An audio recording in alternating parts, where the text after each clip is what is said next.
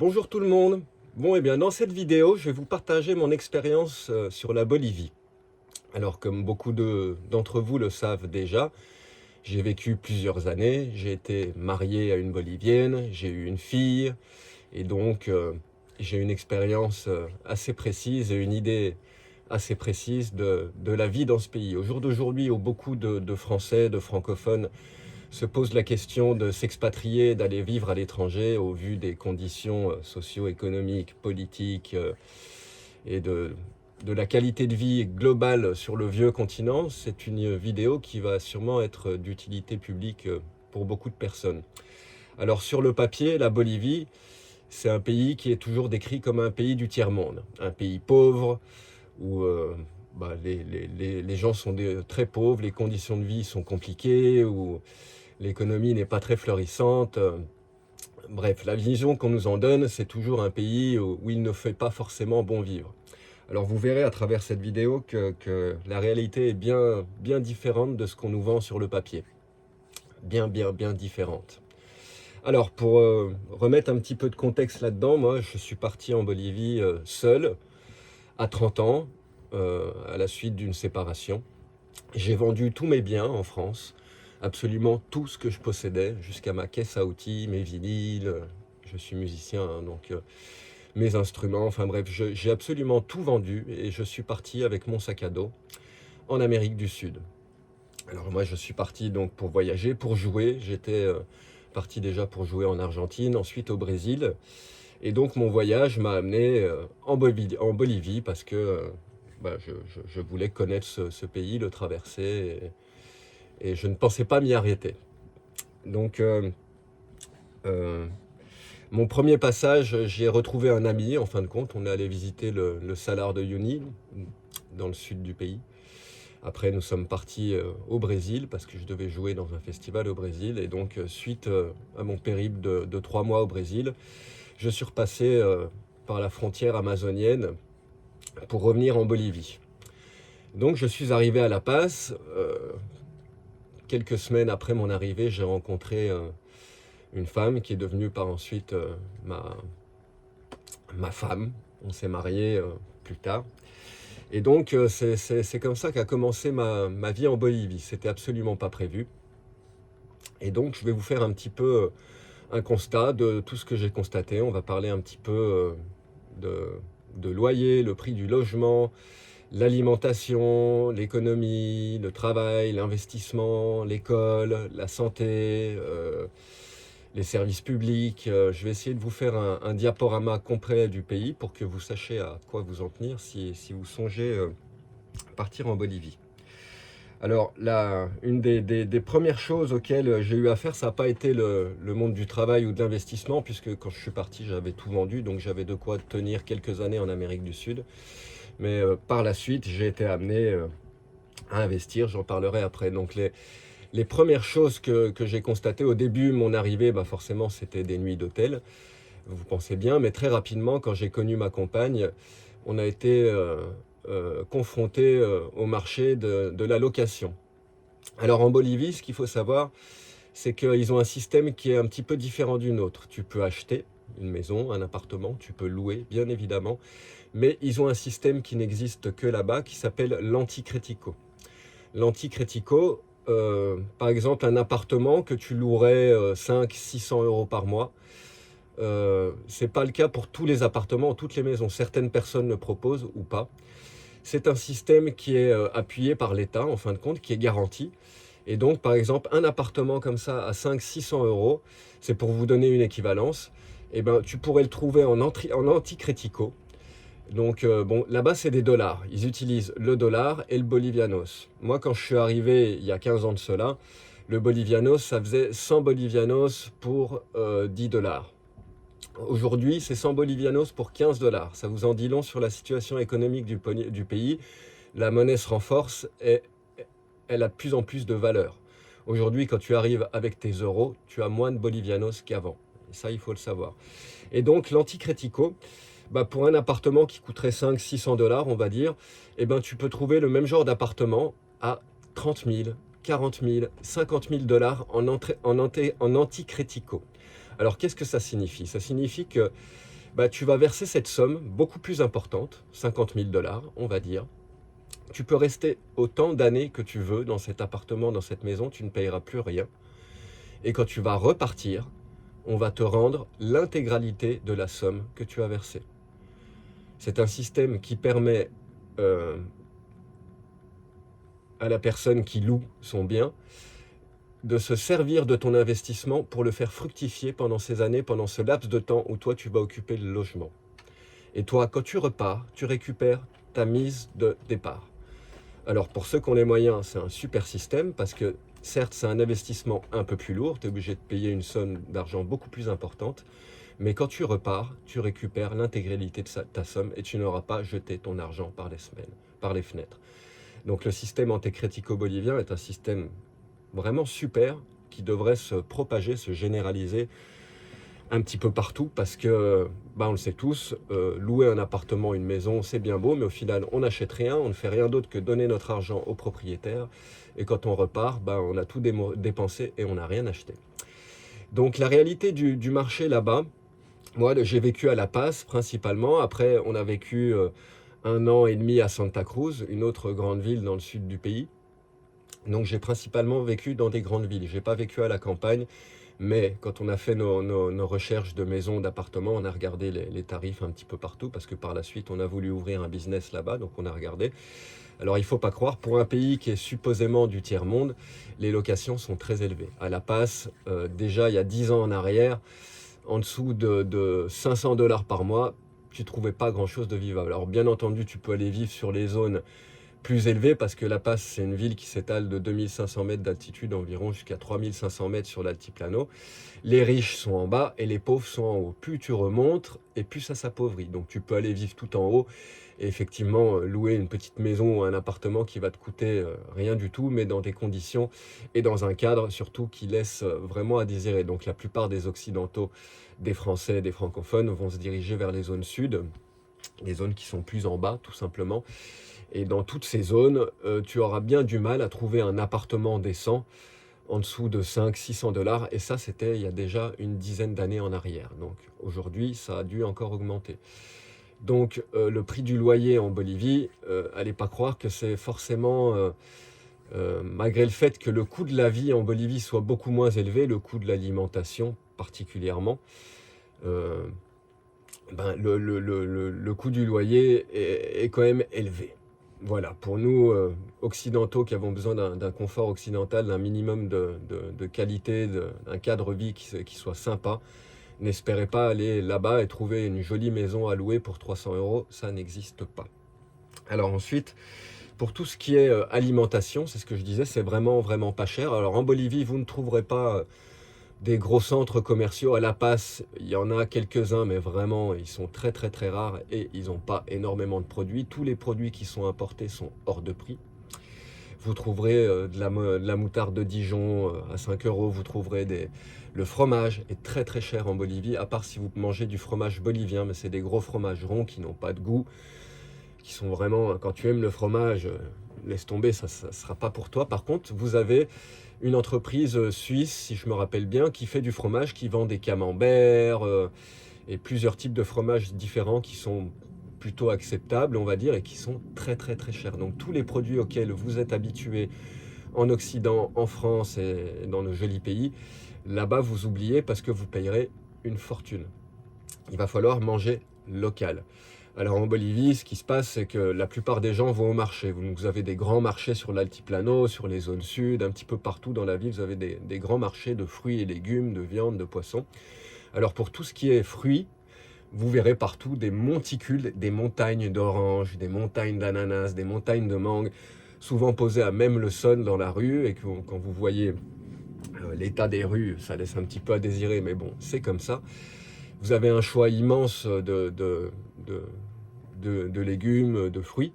Vous oubliez toute idée de traçabilité. Vous ne saurez jamais d'où ça vient, comment ça a été produit, quels engrais ils ont mis dedans, quels produits chimiques. Le bio, là-bas, on n'en parle même pas. Même si vous verrez une profusion totale de fruits et de légumes, la réalité, c'est que vous ne savez pas d'où ça vient et comment ça a été produit. Alors ton alimentation changera, tu mangeras beaucoup plus de fruits et de légumes. Souvent la viande c'est pareil, elle est étalée sur les marchés sans être réfrigérée. Donc là, tu as intérêt de bien connaître pour aller dans les endroits où ils la vendent fraîche pour chercher tes bonnes pièces de bœuf. Tu trouveras du bœuf à des prix bien inférieurs que la France, bien évidemment. La viande de bœuf bolivienne est très très réputée comme la viande argentine, elle est tout aussi bonne. Et dans les familles boliviennes, moi le beau-père, il faisait des barbecues pratiquement toutes les fins de semaine où il invitait 50 personnes et c'était des pièces de bœuf à profusion, il y avait des kilos de viande pour tout le monde. Donc voilà, il faut savoir que vraiment le barbecue en Bolivie, c'est dans la culture du pays. Ils aiment la viande, ils s'en cachent pas, ils en mangent énormément. Énormément.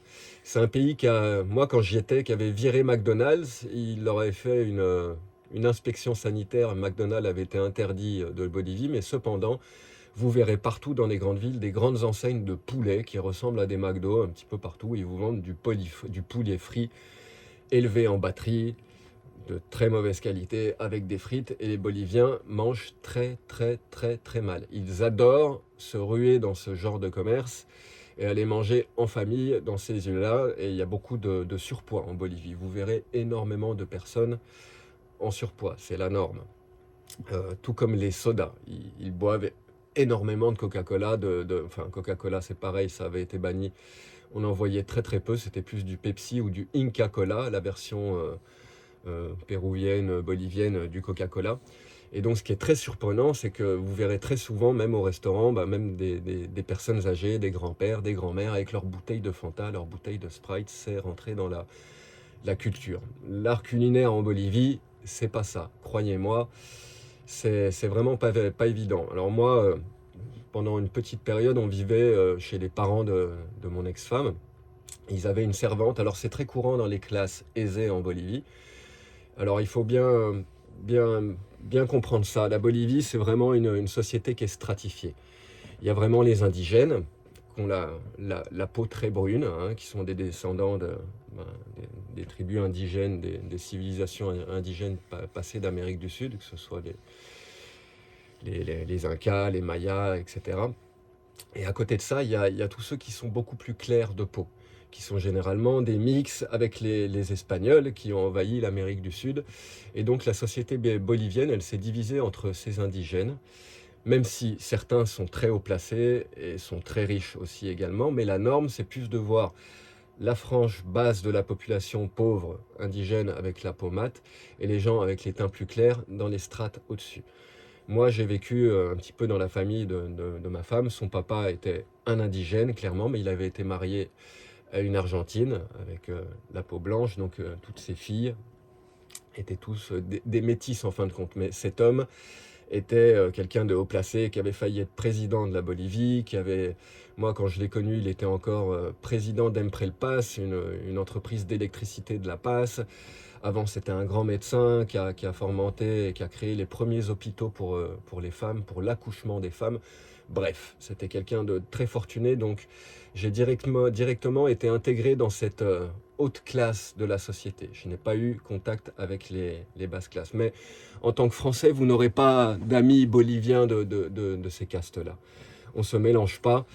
Tous les Français que j'ai connus, et j'en connais beaucoup, généralement, ils gravitent dans des cercles de Français. Ils ne sont pas très bien intégrés avec les locaux, si ce n'est par le biais de leur femme, parce que la plupart du temps, ils sont mariés à une Bolivienne et ils sont intégrés dans le cadre, dans le cercle d'amis, de famille de leur femme. Donc ça restera généralement tes seuls contacts avec les populations autochtones, avec le peuple de Bolivie en fin de compte. Donc ça, c'est quelque chose à bien prendre en compte, c'est que souvent vous serez isolés entre Français, généralement, et dans des cercles assez restreints, chacun dans une situation différente. Il y en a certains qui travaillent à l'ambassade, des autres qui sont profs de français, la plupart sont restaurateurs, il y a beaucoup de gens qui viennent investir pour faire un restaurant.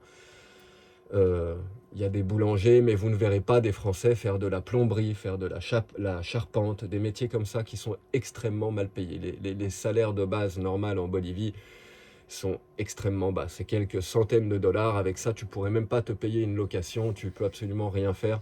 Donc, c'est vraiment réservé aux Boliviens qui, eux, ont accès à tous les prix les plus bas. Parce que toi, en tant que Français, bien évidemment, on va te relever les prix en permanence. Quand tu vas acheter ta nourriture, quand tu vas dans le bus, c'est tout le temps, tu passes ta vie à négocier pour essayer. En plus, petit à petit, tu commences à être au courant des tarifs locaux. Donc, petit à petit, tu commences à arriver à te débrouiller, à pouvoir négocier pour payer comme les autres.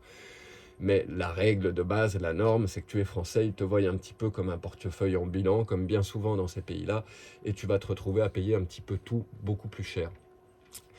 Donc, voilà, au niveau du logement, moi quand je suis arrivé, ben, c'était chambre d'hôtel, après j'ai connu ma femme, après on a vécu un petit peu chez ses parents avant d'aller louer notre premier appartement et de se rendre compte rapidement que la réalité du marché était bien différente de ce qu'on imaginait, de ce qu'on nous avait vendu sur le papier. Je vous voyais un pays pauvre du tiers-monde, t'imagines tout de suite pouvoir te louer un appartement sympa pour 200-300 euros. C'était pas du tout le cas. Quand tu regardes les annonces, tu te retrouves vite à une réalité qui est que il va falloir dépenser 500-600 $ par mois pour avoir quelque chose de sympa. Et ça, c'était, comme je vous le disais, il y a une dizaine d'années en arrière. Donc la nourriture, ça va être souvent aussi un choc pour les Français. Vous allez oublier votre bœuf bourguignon, vous allez oublier beaucoup de plats traditionnels français, tout ce qui est crèmerie. Il n'y a pas, vous trouverez pas de crème fraîche, vous trouverez du beurre, mais c'est pas la même qualité. Vous trouverez pas tous ces produits laitiers. En fin de compte, ça n'existe pas. Même dans les grandes surfaces, vous trouverez pas beaucoup de yaourts, de choses comme ça. Il va vraiment falloir adapter votre alimentation. Vous allez acheter beaucoup de fruits, beaucoup de légumes au marché, de la viande, comme tout le monde. Et vous allez faire comme vous pouvez avec ça. Tout ce qui est poisson, vous trouverez rien de frais. La Bolivie n'a pas d'accès à la mer. Donc tout le poisson qui arrive, c'est systématiquement du congelé. Même quand vous irez manger vos ceviches, parce que le ceviche, ça fait partie des plats nationaux comme au Pérou. D'ailleurs, ils se crêpent le chinon depuis des années pour en revendiquer la création et l'invention. Vous verrez du ceviche un petit peu partout, tous les fruits de mer, le poisson qu'ils mettent dedans. Ça sera que du surgelé. La seule manière de trouver du poisson frais, ça sera de manger de la truite. Et c'est souvent de la truite d'élevage qui vient des montagnes derrière La Paz ou de certains endroits où ils font de la truite d'élevage, même s'il est possible de trouver de la truite sauvage dans certains endroits. Mais même leur truite d'élevage est 10 fois meilleure que la truite que vous trouverez au supermarché en France. Il y a plein de restos sur les routes qui vont de La Paz à Coroico qui vendent de la truite et c'est très très très bon. C'est la seule manière de manger du poisson frais en Bolivie, vous oubliez le poisson de mer. Donc voilà pour ce qui est de l'alimentation. Au niveau du coût, ça vous coûtera une fraction du prix de ce que vous dépensez en France parce que quand vous allez sur tous ces marchés, c'est les marchés où tout le monde va. Les Boliviens n'ont pas le même pouvoir d'achat que nous. Et donc, vous ferez vos courses. C'est vraiment le point fort de ce pays-là, c'est qu'au niveau nourriture, vous ne payerez pas énormément, vous ne dépenserez pas énormément d'argent pour remplir votre frigo et remplir votre maison de fruits et de légumes. Par contre, quand vous irez au restaurant, que vous ayez mangé une pizza, des pâtes, que vous alliez manger péruvien, enfin, que sais-je, c'est assez cher. C'est des tarifs qui sont pas très loin des tarifs européens et même des tarifs français. Déjà, quand j'y étais, il y a 10-15 ans, c'était déjà comme ça. Alors, il faut quand même nuancer parce que tu vas trouver à tous ces récents, quand tu as envie de manger un petit peu occidental, de retrouver un petit peu tes racines, et ça nous arrive souvent en tant que Français, tu vas payer une facture qui s'apparente à un restaurant français. Pas loin. Et au jour d'aujourd'hui, aujourd'hui, je pense que c'est même les mêmes tarifs, parce que souvent ils importent. Tu vas manger dans les bons restaurants italiens, tout est importé, c'est de la trattoria, donc ils importent leur fromage, ils importent l'huile d'olive, souvent des fois même la tomate, la sauce tomate, et tout ça, ça a un coût. Et ils te le font payer, et c'est bien normal. Donc si tu veux manger d'une manière un petit peu plus occidentale, tu vas payer plus cher. Après, dans la rue, c'est ce que j'aime dans tous ces pays-là, c'est que la rue n'est pas morte. Il y a plein de gens, plein de petits commerçants avec leurs petits stands à roulettes qui vont te vendre tout et rien. Alors là, attention, moi j'ai fini plus d'une fois avec des intoxications alimentaires où j'ai fini chez le médecin, où j'ai failli crever, pas loin, parce que il n'y a pas de normes d'hygiène, donc là tu vas payer une misère, mais tu sais jamais si tu vas survivre à ton repas. Voilà la réalité. Surtout si tu vas manger de la viande, des choses comme ça, il faut faire très très très attention. Par contre, à La Paz, moi où j'ai vécu pendant un moment, il y a plein de petits restaurants super sympas où tu vas pouvoir aller manger par exemple il y en a un qui faisait des ailes de poulet avec des sauces au miel, des sauces barbecue, tout fait maison, c'était un délice, tu payais rien du tout, c'était fabuleux. Tu trouves aussi des espèces de petits shops, des petites étals, ça ressemble à des kebabs en France alors que c'est pas des kebabs, c'est des pièces de bœuf qui sont grillées directement et du bœuf de bonne qualité, et ils te coupent ça en petits morceaux et ils te mettent ça avec du chimichurri, c'est une espèce de sauce aux herbes. c'est délicieux, tu te fais des plats de viande grillée comme ça coûte le prix d'un kebab en France, ça coûte rien du tout et tu manges super bien. Et toutes ces choses-là, tu les découvres petit à petit quand tu vis sur place. Quand tu passes en tant que touriste, généralement, tu n'as pas le temps de t'intégrer assez pour commencer à connaître ces lieux-là. Donc tu vas te cantonner au restaurant pour les touristes où tu vas payer une blinde. Quelques-uns vont s'aventurer à aller manger dans la rue. Quand ils auront fait quelques indigestions, quelques intoxications alimentaires, ils seront vite calmés. Et généralement, les touristes, ils finissent au restaurant et ils passent leur temps au restaurant.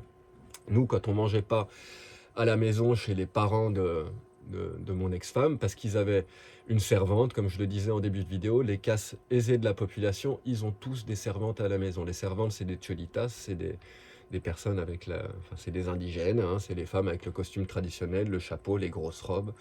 Elles sont souvent hébergées à la maison, elles ont souvent une chambre de bonne où elles vivent. Bon, elles rentrent plusieurs fois par semaine chez elles, mais la plupart du temps, elles sont à la maison, elles font le ménage, elles font la lessive, et elles font les repas matin, midi et soir.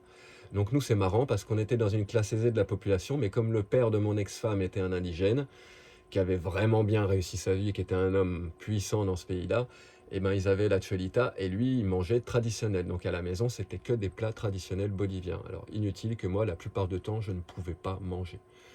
Toutes les soupes qui arrivaient avec des bouts d'organes, des bouts, puis n'importe quel bout du poulet, ils te mettent ça dans la soupe. Enfin bref, je ne vais pas vous décrire la gastronomie bolivienne, mais pour moi, c'était une horreur. Je déteste leur bouffe. C'était vraiment pas évident et ils se braquaient un petit peu tout le temps parce que je mangeais pas. Et souvent, on s'échappait avant le repas, on partait et on allait manger dehors et systématiquement, on allait au restaurant. Donc, je dépensais pas mal d'argent pour pouvoir manger à une manière un petit peu plus occidentale et me remplir l'estomac parce que j'arrivais pas à manger leur plat traditionnel qui était vraiment, selon moi, terrible. C'était vraiment un supplice. Alors voilà pour ce qui est un petit peu du logement. Comme je le disais, l'Anticrético, nous, on n'a pas eu accès parce que j'avais pas assez d'argent à investir, mais ça aurait été vraiment une très bonne solution de pouvoir payer 30, 40 000 dollars et de récupérer cette somme à la fin.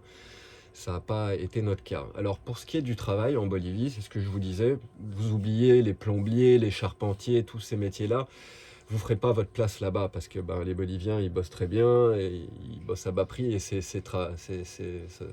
type de travail, c'est pas que c'est réservé, mais ceux qui font ça, bah, c'est les gens du peuple, clairement, quoi. Et eux, ils facturent pas comme toi, tu pourras facturer en tant que Français. Donc un Français qui s'exporte en Bolivie, généralement, il va aller pour investir, pour ouvrir un business. Sinon, c'est qu'il va pour le travail, qu'il va travailler pour une société française ou une société espagnole. Il y a énormément d'Espagnols qui travaillent pour les boîtes espagnoles. Il ne faut pas oublier que c'est une ancienne colonie espagnole et que, ben, comme la France et comme beaucoup de pays occidentaux, nos matières premières, nos ressources, on va les soutirer à ces pays-là. Donc on est encore très très présent dans tous ces pays-là et les Espagnols sont présents en masse là-bas. Donc vous verrez plein d'Espagnols qui viennent pour gérer les contrats d'entreprise, faire des choses obscures avec des industriels, enfin bref. À moins que tu sois dans cette situation-là, que tu sois envoyé par ta boîte, mais que tu viennes parce que tu t'es marié avec une Bolivienne, c'est généralement ce qui se passe. Et on a envie de vivre moins cher, avec plus de liberté, il y a beaucoup moins de contrôle en Bolivie, donc c'est un pays, tu vas pouvoir, nous ça nous est arrivé, quand je suis arrivé j'avais encore assez d'argent pour vivre un moment, mais par la suite on s'est marié, on est resté. Au début on a fait du business, on a importé des motos du Chili et qu'on ramenait en Bolivie et qu'on revendait, qu'on homologuait, qu'on revendait. Et ça a été appuyé par Beau Papa, parce que moi quand je suis revenu à ce moment-là, ça faisait déjà un an et demi que j'étais en Bolivie, 3 ans que j'étais en voyage, il me restait pratiquement plus rien. Quelques milliers d'euros et il nous a rajouté une partie de la somme pour qu'on puisse aller acheter 3 motos et qu'on a revendu en revenant. Donc ça peut être une idée. Il faut savoir que tout ce qui est moto, voiture, technologie d'une manière générale se vend beaucoup plus cher parce qu'il y a des droits de douane qui sont faramineux. Donc généralement un Mac, un ordinateur Apple, un téléphone se revend 2 fois plus cher. Donc moi, ce que je faisais, on a fait quand même quelques allers-retours entre la France et la Bolivie. À chaque fois que je revenais, je ramenais du matos pour les DJ, des cartes son, des synthétiseurs. J'ai même vendu ordinateurs, des enceintes de monitoring. Tout ce qui est technologie, ça se revend 2 fois plus cher à cause des droits de douane. Donc il y a beaucoup de Boliviens qui font des allers-retours avec les États-Unis, qui vont ramener des iPhones, des choses comme ça, même si c'est illégal, ils trouvent toujours une manière de le passer. Moi, dans mon cas, je suis musicien, donc je me trimballais avec mon matos, donc je ramenais pas 2 fois la même chose. Vous voyez, dans la valise, je mettais des enceintes, une carte son, je mettais tout un panel de trucs que moi je me sers, sans les emballages bien évidemment, et tout ça c'était revendu. Et après, la réalité, c'est que ben, on a revendu pratiquement tout, à part certaines choses, presque tout est parti en Argentine, parce qu'en Argentine, c'est la même chose. Ils ont des droits de douane qui sont astronomiques, et tout est vendu le double, voire le triple du prix. Et comme il y a un petit peu plus de pouvoir d'achat là-bas et que je mettais mes annonces en Bolivie et en Argentine, c'est souvent parti en Argentine. Et j'y trouvais mon compte, même avec le voyage en bus pour aller jusqu'à Buenos Aires et revenir jusqu'à La Paz ou Santa Cruz. Donc ça, c'est une première idée, mais c'est pas très très viable, à moins que tu te lances dans l'import de voitures, que tu ailles au Chili, parce que le Chili, c'est un point d'arrivée où beaucoup des 4x4, des SUV, les Toyota, les Linux, Inux, Toyota Inux, enfin bref, tout ce type de véhicules, ils en raffolent en Bolivie. Et là, il y a un énorme business à prendre. Il y a plein de gens qui font ça, qui vont ramener des véhicules du Chili, qui les dédouanent et qui les ramènent en Bolivie, qui font leur marge et qui les vendent. Mais ce que je vous disais au début, la grande majorité des Français qui vont s'exporter en Bolivie, ils vont aller pour ouvrir un business. Et généralement, ils vont s'orienter vers de la restauration. Moi, comme je vous l'ai dit aussi, hein, c'est très compliqué de te faire des amis boliviens. Donc généralement, tu vas rester dans un cadre francophone. Tu vas rapidement connaître les gens de l'ambassade du coin un petit peu, et surtout tous les Français qui ont ouvert des restaurants. C'est les mêmes que tu vois quand tu sors, quand tu vas boire un coup. Donc généralement, tu vas être entouré de Français et tu vas être vite au courant de ce qui se passe. Et moi, ce que j'ai pu constater, c'est que la plus grande partie avait ouvert des restaurants ou des bars, des bistrots. Ça peut être aussi des guest houses, mais des choses qui sont liées au tourisme. Alors, il ne faut pas croire que tu vas pouvoir arriver là-bas avec 20-30 000 euros et puis ouvrir ton resto ou ton pub. Nous, c'est ce qu'on voulait faire. Quand on est reparti, ma fille est née en France et on est reparti quelques mois en Bolivie avec l'argent qu'on avait accumulé en France avec 30 000 euros pour investir là-bas. Et on s'est vite retrouvé face à une réalité qui est que, ben, avec 30 000 euros, on ne pouvait rien faire, quoi. On aurait pu commencer tout en bas, mais c'était très très risqué. En fait, très rapidement, la sœur de mon ex-femme s'est proposée de s'allier avec son mari pour un projet, pour qu'on puisse monter notre projet. On voulait monter un bar, pub, où il y ait de la musique, où on serve un petit peu de la nourriture, des boissons, et que ce soit clairement pour le tourisme, dans un endroit un petit peu tropical, avec un climat qui soit sympa. Donc, donc voilà, on a commencé à monter ce projet qui au final s'est pas fait parce qu'on s'est fait entourlouper par le père de mon ex-femme. C'est ce qui a provoqué notre fuite de la Bolivie par la suite. Je vous en parlerai en fin de vidéo parce que ça sera quand même la conclusion.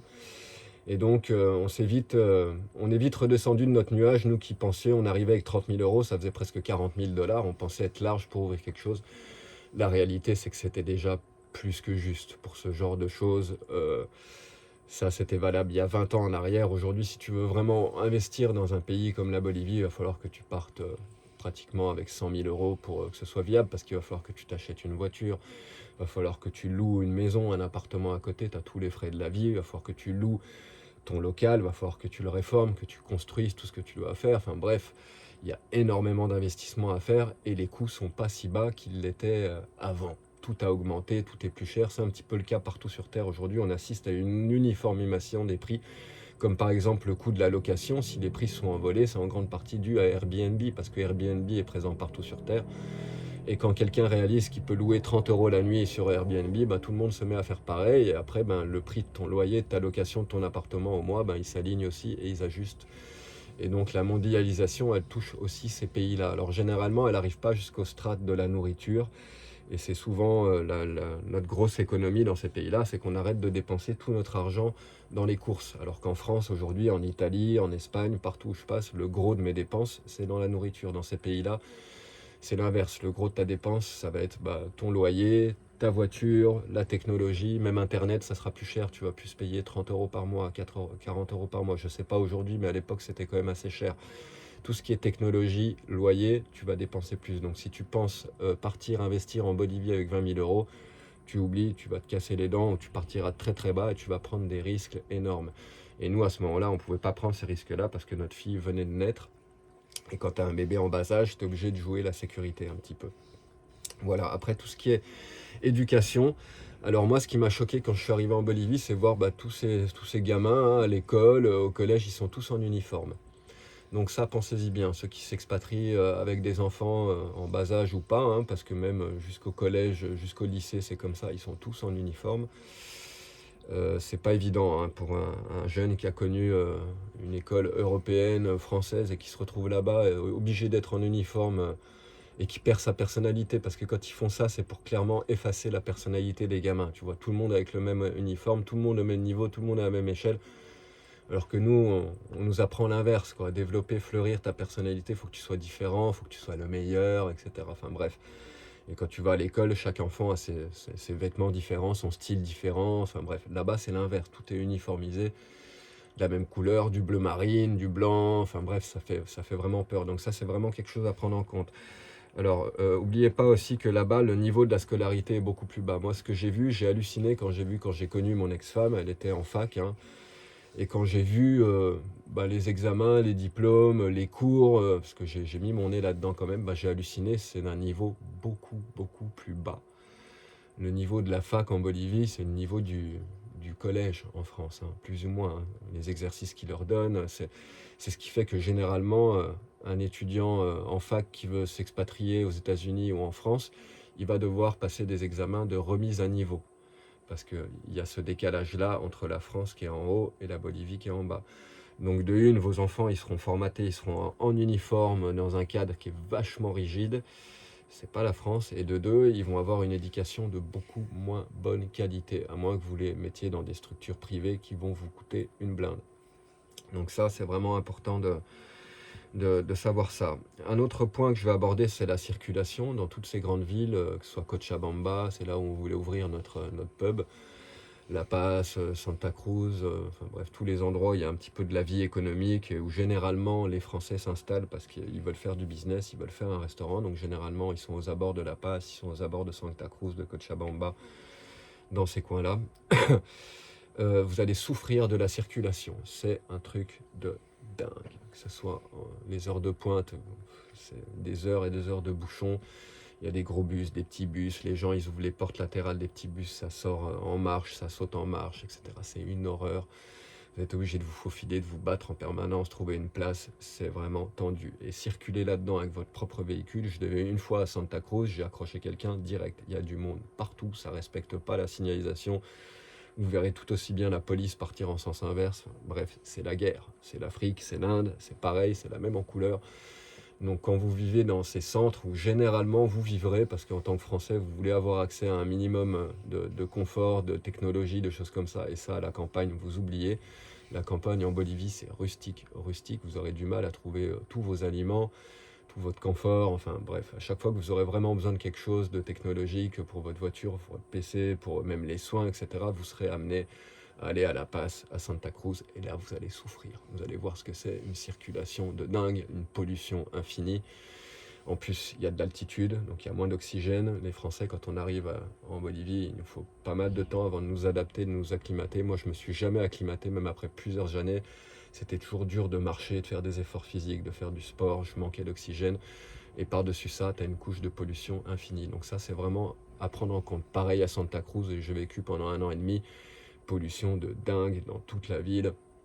C'est comme ça, les contrôles techniques, c'est pas les mêmes que chez nous, je sais même pas s'il y en a. Enfin bref, là, vous voyez des véhicules, vous voyez les nuages de fumée qui sortent des bus, de ces vieux bus Mercedes, de tous ces trucs, c'est hallucinant.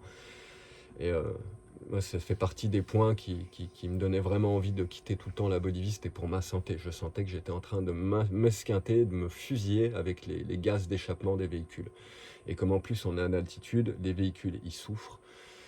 Et donc, voilà, ça, c'est vraiment à prendre en compte. Il faut bien comprendre que la Bolivie, elle est divisée en deux. Tu as la frange des Andes qui fait toute la longueur de la Bolivie. Haute montagne, sèche, cactus, pas d'arbres. C'est complètement sec, on dirait le sud de l'Espagne, le Maroc, en plus sec encore.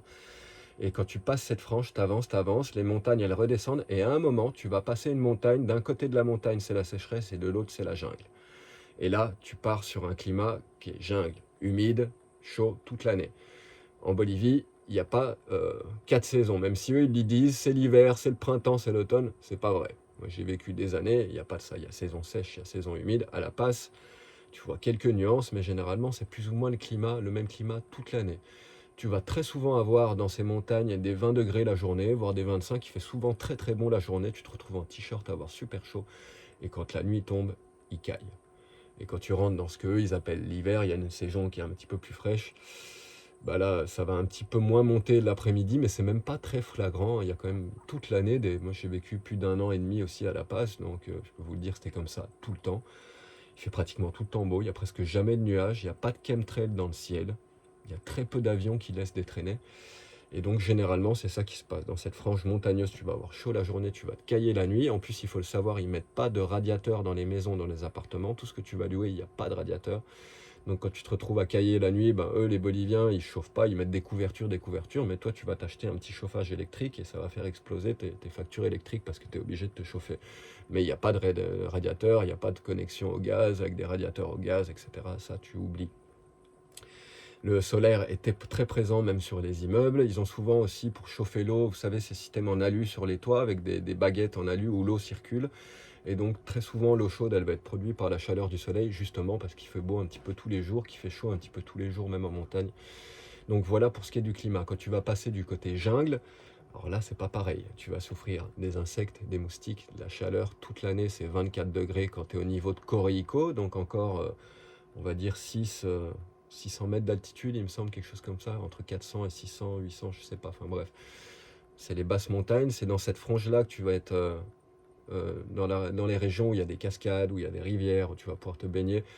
Mais la Bolivie, c'est pas le Pérou, ils ne sont pas organisés touristiquement. En fait, cette frange, elle est gigantesque en Bolivie, mais 90%, tu peux pas y accéder, c'est la jungle totale. Plein d'endroits, tu peux y aller qu'en hélicoptère ou faire des excursions avec ton 4x4 et partir pendant des jours. Alors qu'au Pérou, juste au-dessus, il y a plein d'endroits qui sont devenus touristiques où tu peux aller profiter de rivières translucides avec des eaux cristallines, des cascades de partout et faire toute une visite. Il y a toute une frange du Pérou que j'adore comme ça parce que c'est vraiment cette frange avant de rentrer dans la jungle, parce que quand tu rentres dans la jungle, c'est plat.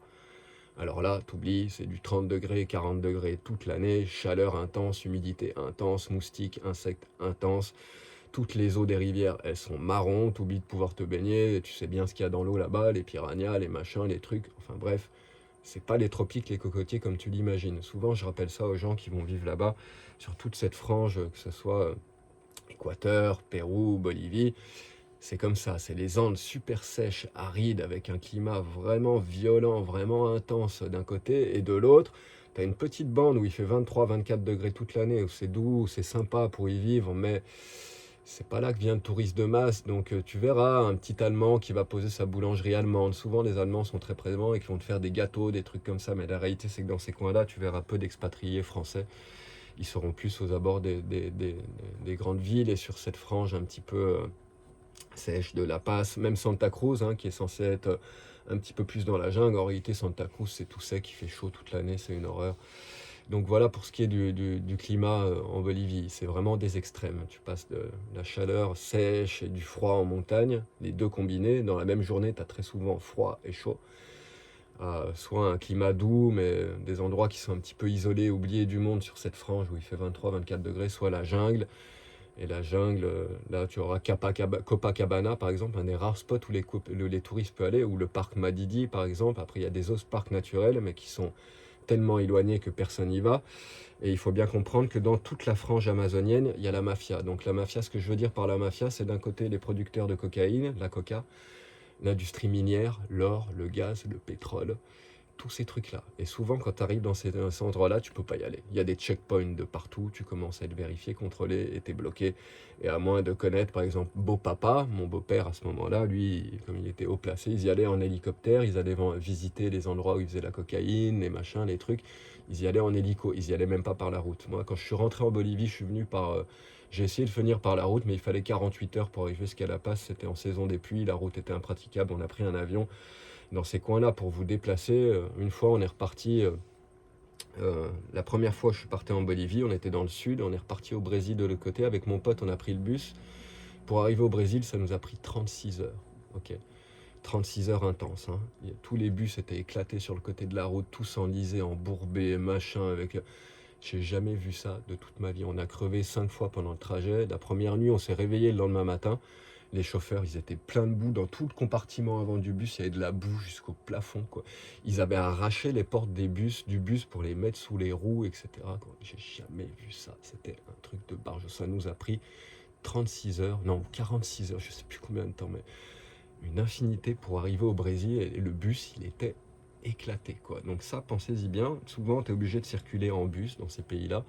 Et les trajets en bus, ils sont longs, ils sont intenses, ça pue. Les gens, ils mettent leurs animaux, leurs machins, leurs trucs, ça pisse de partout. C'est dégueulasse. Tu ressors de là-dedans, c'est l'orgie. Donc ça, c'est vraiment des choses auxquelles il va falloir penser si tu as envie d'aller t'installer en Bolivie. Après, au niveau de la santé, bah, c'est pareil. Si tu as les moyens, tu vas peut-être pouvoir trouver avec un peu de chance un bon dentiste, un bon médecin, mais encore, c'est pas gagné. Moi, quand j'ai connu mon ex-femme, il fallait que j'aille chez le dentiste, donc elle m'a amené chez son dentiste. Bah, il m'a fait les détartrages à la main, hein, en frottant les dents à la main avec ses instruments, ses machins. Il m'a réparé une molaire, 2 molaires. Quand on est rentré en France derrière, sous les 2 molaires, j'avais 2 infections. Il y en a une qui est toujours là, qui n'a pas bougé depuis toutes ces années. Enfin bref, il faut bien être conscient de ça. Les soins là-bas, c'est pas l'Europe, quoi. Tu vas galérer. Il y a des cliniques privées, mais ça va te coûter une fortune. Et en réalité, il n'y en a pas tant que ça. Et moi, j'ai vu, ma femme, fallait qu'elle se fasse opérer du pied à un moment. Son père, c'était un médecin très réputé, donc on est parti, je me rappelle plus, à Potosí, là-bas, parce qu'il avait travaillé là-bas, dans l'hôpital, il connaissait, enfin bref.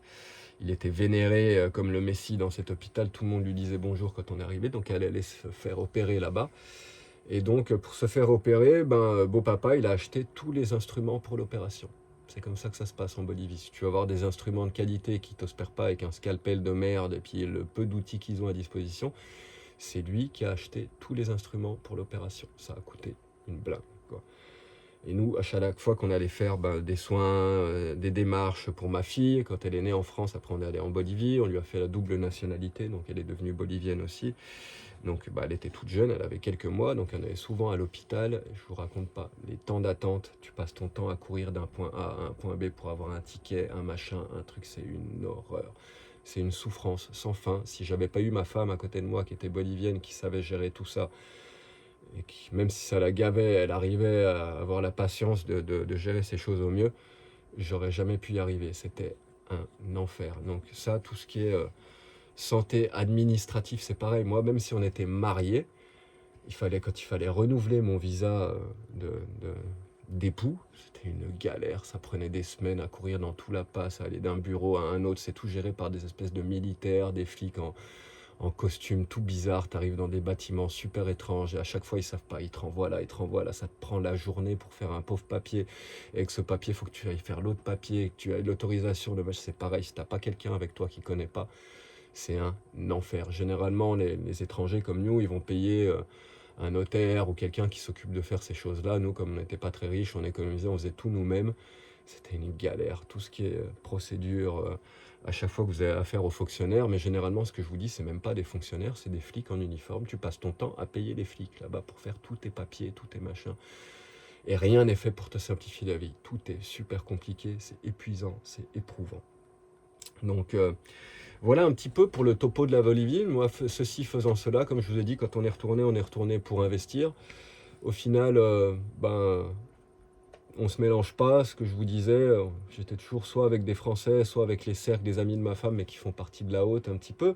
Ils me vénéraient tous, ils m'adoraient tous, parce que tous ces gens-là, ils ont les yeux tournés vers l'extérieur. Toute la jeunesse aisée, fortunée de Bolivie, ils n'ont qu'une idée en tête, c'est de se barrer vers l'Europe ou vers les États-Unis. Il faut pas croire, quoi. Donc moi, le français, machin, ils étaient tous très gentils, très copains avec moi, mais il y avait beaucoup de faux culs là-dedans, c'était pas des vrais amis. Même si quand on y est arrivé, notre galère finale, c'est la copine Béatrice, la copine de mon ex-femme, qui nous a aidés parce que son père avait un bureau d'avocat. Et c'est lui qui a réussi à mettre la pression à Beau Papa, parce que Beau Papa, il nous a fait lâcher notre projet de bar, de bar guest house qu'on voulait monter. Moi, c'est ce que je voulais faire, un truc lié avec la musique. Et en fait, ils nous ont lâchés. Pendant des semaines, des mois, la sœur, et en fait sa sœur, eux, ils avaient de l'argent parce que son mari, c'était quelqu'un de très haut placé dans la police bolivienne. Ils avaient de la thune à investir, ils venaient de s'acheter un appartement, etc. Ils voulaient investir avec nous, mais tout ça, c'était une manigance du papa. Après, ils nous ont lâchés, on s'est retrouvé le bec dans l'eau. Et Papa, ça faisait des mois qu'il nous disait investissez avec moi, investissez avec moi. Lui, il était en train de se construire un immeuble. Il se lançait dans la construction d'immeubles. Il venait d'acheter un terrain, il commençait à construire les fondations de son immeuble. Et il nous disait il y a un petit terrain collé à mon immeuble, achetez-le. Même si vous n'avez pas beaucoup d'argent, vous achetez juste le terrain, toute la construction, le machin, c'est moi qui investis.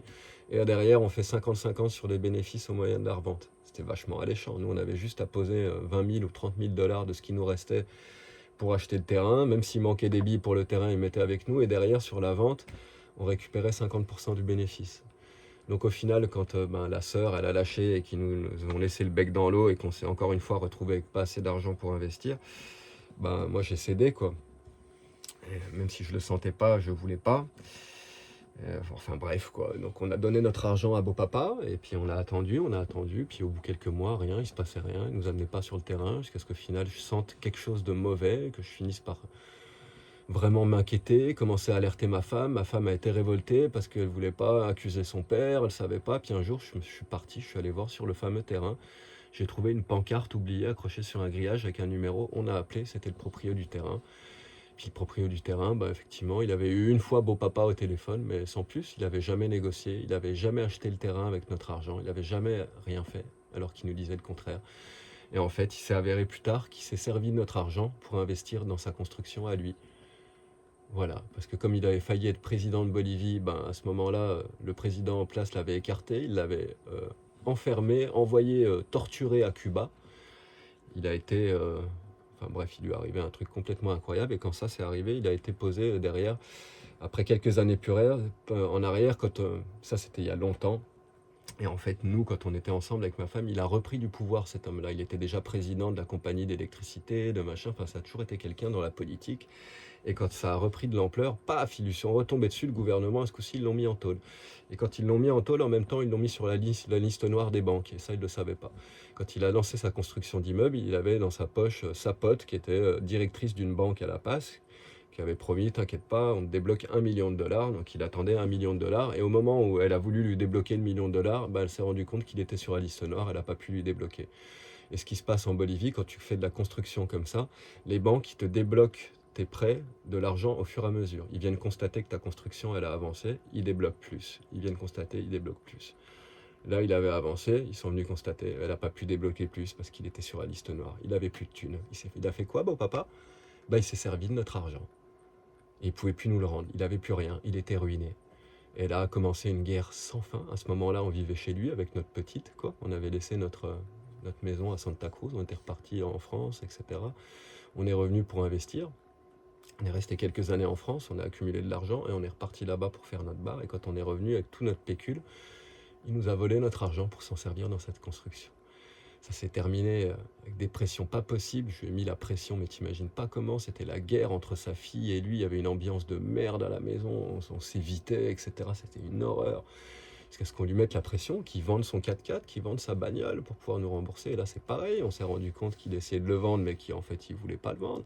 Parce que des acheteurs, il y en avait. S'il avait vraiment voulu le vendre, mais il voulait pas, parce qu'il pensait pouvoir le vendre tant. Et moi, je me suis bien mis dans le business, parce que je connaissais bien les ventes de véhicules avec mes camions. Je lui ai dit, avec le kilométrage que tu as, etc., le prix que tu en demandes, c'est réel. Donc en fait, c'est juste qu'il ne voulait pas vendre parce qu'il aurait baissé un petit peu, ça se vendait direct, on aurait récupéré notre argent.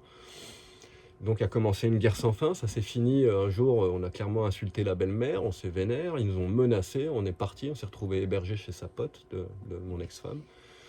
Et on a fini à l'ambassade de France pour aller récupérer nos valises. Parce qu'en plus, on était avec la gamine, on n'avait plus rien et nos affaires qui étaient bloquées chez eux, quoi. L'ambassadeur nous a accompagnés, on a récupéré nos trucs. Là, Papa, il a commencé à sentir que c'était tendu parce que l'ambassade de France se mettait par-dessus.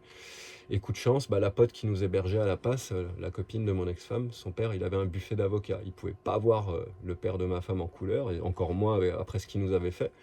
Et là, le buffet d'avocats a commencé à les appeler et puis à leur dire attention, ta fille, elle est au courant de toutes tes magouilles, de tout ce que tu fais, de machin, parce que c'était un putain de magouilleur, ce mec-là, quoi. Et donc, menace. Curieusement, une semaine après, il y a la sœur de ma femme, cette même sœur qui était censée investir avec nous pour monter le bar et le truc. Ça y est, quand on a vraiment mis la pression, que les avocats ils sont s'est mis, quelques jours après, elle a débarqué de Santa Cruz. Non, Cochabamba, parce qu'en plus, ils sont allés vivre là où on voulait monter notre truc. Oui, ils y sont allés, tranquilles, ils se sont installés. Et comme par miracle, elle est arrivée du jour au lendemain avec notre argent, avec nos 20 000 dollars, quoi. Donc là, j'avais fait à ma femme, bah tu sais quoi, on prend nos clics, nos claques, notre fille, notre argent et on se barre. Voilà pourquoi on a fui de Bolivie. Un mec super catholique, super un investisseur, un millionnaire, hein, il s'était construit une putain de baraque avec piscine intérieure, pas dans le besoin quoi. Ben, il a été capable de nous prendre tout notre argent, alors qu'on était un jeune couple avec une gamine qui était toute jeune, hein. Quand on est reparti en Bolivie, la petite elle avait 2 mois. Ok, ça s'est passé mois de novembre, décembre de la même année. Elle avait pas 1 an. Comment il a pu nous faire ça, tu vois? Et c'est là que tu comprends un petit peu la mentalité bolivienne. Il pouvait pas me blairer en couleur, il voulait faire en sorte que notre mariage se termine. Et au lieu de nous aider, ben, il a eu aucun remords à se servir de... Je sais même pas s'il a calculé, quoi. C'est que lui, il fallait qu'il débloque sa construction. Et il a pris notre pognon pour injecter dans sa construction. Ça n'a pas suffi à débloquer le truc et il s'est retrouvé sans argent à pas pouvoir nous rembourser. Et bien nous emmerdé parce qu'en plus, il nous avait menti pendant des mois, nous dire que ça avançait, et il savait plus où se mettre. Tu vois le délire? Un mec super catholique qui fait la prière avant tous les repas, qui va à l'église tous les dimanches. Et donc moi, voyant ça, j'avais pas envie de finir restaurateur. Puis alors, ça, je vous l'ai pas dit, mais quand on vivait à Santa Cruz, quand on est parti après avoir vendu les motos avec lui, où là aussi, il nous l'a fait à l'envers, il nous a bloqué chez lui. Il nous a toujours fait des trucs à l'envers, mais bon, je vais pas m'étendre là-dessus. Et donc, on est parti à Santa Cruz avec presque rien.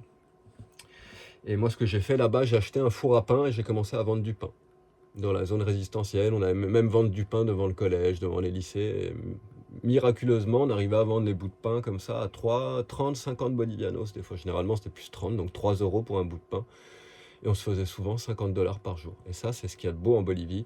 C'est que c'est encore un pays où tu peux aller vendre tes gâteaux devant ta maison, ou dans la rue, tes jus de fruits, ton pain, enfin n'importe quelle chose que tu puisses produire. Il n'y a pas un mec des impôts qui va venir te faire chier. Et c'est là que, sur le papier, la Bolivie, c'est très pauvre. La réalité, c'est que la plupart des gens, ils sont propriétaires, ils ont leur maison, ils ont leur business alternatif, et il n'y a personne pour venir leur faire chier. Voilà pourquoi il y a plein de gens qui vont s'installer en Bolivie, parce que le système, il est moins serré, que le système administratif, judiciaire, tout ça, c'est quand même beaucoup plus ouvert, il y a beaucoup moins de contrôle, ils sont moins à l'affût.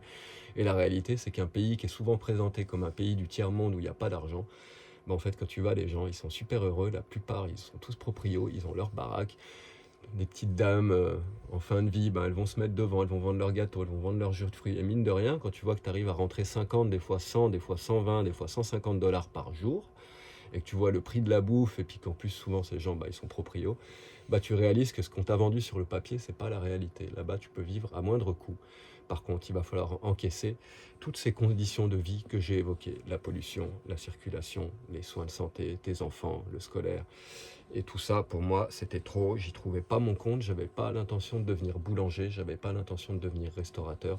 J'avais qu'une envie, c'était déjà de reprendre mon mode de vie d'avant. Et donc, c'est ce qui a fait que j'ai fui de la Bolivie avec ma femme et ma petite. Donc voilà pour le topo général de ce pays. Souvent, ce qu'on nous vend sur Internet, c'est très très très éloigné de la réalité. Une réalité qu'on retrouve chez tous les expats, c'est que très souvent, on a du mal à s'intégrer aux locaux. C'est le cas aussi en Bolivie, tu auras du mal à t'intégrer. J'avais un pote, Eric, qui était peintre, qui était architecte, qui vivait dans la zone haute de La Paz, là où c'est moins cher. Pas pour autant qu'il avait plein de potes boliviens. Il fréquentait des Français, des Franco-boliviens. Et c'est souvent, généralement comme ça. Tu te retrouves enfermé dans ta case de Français. Tu pars pour vivre à l'étranger, mais au final, souvent, ton seul recours, et ce que t'envoie l'univers, c'est que tu connectes avec les Français qui sont comme toi, parce que les Boliviens, c'est un petit peu comme partout pareil, ils te regardent comme quelqu'un de différent. Le racisme, il existe aussi dans ces pays-là. Et quand ils t'augmentent le prix parce que t'es français, parce que t'es blanc, c'est du racisme. Et le racisme, là-bas, tu vas en souffrir, crois-moi. Moi, j'en ai souffert, surtout quand je commençais à très bien parler espagnol, que j'ai entendu comment ça parlait, quand je voyais comment on nous montait les prix, comment il fallait systématiquement négocier même mon paquet de clopes, le bus, etc. Et au bout d'un moment, ça te tape sur le système. Alors même si la vie, elle est moins chère, il y a plein de contreparties. Et c'est ce qui a fait que je me suis enfui de Bolivie et je suis revenu en Europe. Voilà, j'espère que cette vidéo, elle vous a plu. N'oubliez pas que pour soutenir ma chaîne, mon travail, vous pouvez le faire via PayPal. Je mets un lien en description de cette vidéo, en commentaire épinglé. Vous pouvez cliquer dessus, ça vous renvoie sur ma page PayPal. Vous pouvez faire une petite donation si vous avez envie de soutenir mes vidéos, mon travail, ma musique. Ça sera toujours le bienvenu, ça rajoute un petit peu de beurre dans les épinards et c'est ce qui me permet de continuer. Donc voilà pour le topo sur la Bolivie. J'aurais pu m'étendre beaucoup plus parce que l'histoire elle est longue et que j'avais vraiment beaucoup de choses à raconter, mais j'ai essayé d'être synthétique pour vous présenter un petit peu ce qui se passe au niveau du logement, de l'alimentation, de la culture, Je n'ai pas parlé de culture, mais au niveau de l'art, c'est aussi un des grands facteurs qui a fait que je suis parti. Moi, je suis musicien. Pour vivre de l'art là-bas, c'était presque impossible. Le peu qui le font, ils galèrent. Tu arrives à être payé plus de 100 $ pour une prestation, c'est un maximum. C'est très peu artistique, c'est très peu présent. Les Boliviens ne prennent pas de vacances, c'est bon à savoir. J'ai oublié, hein, ça, même moi, si je vivais dans la haute caste avec le beau-père, qui était vraiment, ils ne prennent pas de vacances. C'est pas une culture où les gens ils partent 3 mois en vacances tous les ans. Non, ils prennent pas de vacances, ça bosse tout le temps. L'artistique, t'oublies, c'est très peu développé. Tout ce qui est sculpture, peinture, musique, c'est en arrière, à des siècles en arrière de l'Europe et de nos pays occidentaux. Donc tu vas aussi souffrir d'un manque de culture. Tu vas être aspergé de cette cumbia de musique horrible, traditionnelle, qui ne te rentrera pas dans les oreilles parce que franchement, j'aime pas. Je vais pas dire c'est moche, mais c'est un supplice. Et en plus, tu te la manges dans le bus, dans les machins, des trucs. Donc il y a plein de choses qui fait qu'au bout d'un moment, ta culture, elle va te manquer ton bon fromage, il va te manquer les gens comme toi, ils vont te manquer ton concert de musique alternative underground, de musique classique, ton théâtre. Ça va te manquer, ça va te peser la pollution, ça va te peser tout le système de santé, toutes les procédures administratives, aller dans ces bâtiments horribles qui ressemblent à des trucs de la Gestapo. Et en plus de ça, tu as l'impression d'être dans une dictature parce que tu vois des hommes en vert avec des armes partout dans la rue, devant tous les bâtiments importants, c'est des mecs armés, etc. C'est un délire. Ceux qui vont là-bas, c'est pour vivre à bas coût, se mettre, faire de la thune un petit peu. Et il y en a plus d'un qui, généralement, ils montent leur business. Après, ils délèguent leur restaurant, leur guest house. Ils en ouvrent un, deux, trois. Ils font bosser des Boliviens, des machins, des trucs. Et ils se barrent sous les cocotiers. Ça, c'est une des vraies réalités de la Bolivie. Pour tenir là-bas longtemps, accroche-toi. Et en plus de ça, tu as le climat qui est dur, toute la technologie qui est super chère. Bref, c'est un panier un petit peu... Vous voyez, le compromis, il est comme ça. Moi, pour moi, ça a été clair. Je me barre. Allez, ciao tout le monde. Bonne fin de journée. Et j'espère que vous avez apprécié la vidéo et que ça en aidera certains à se décider. À bientôt. Ciao.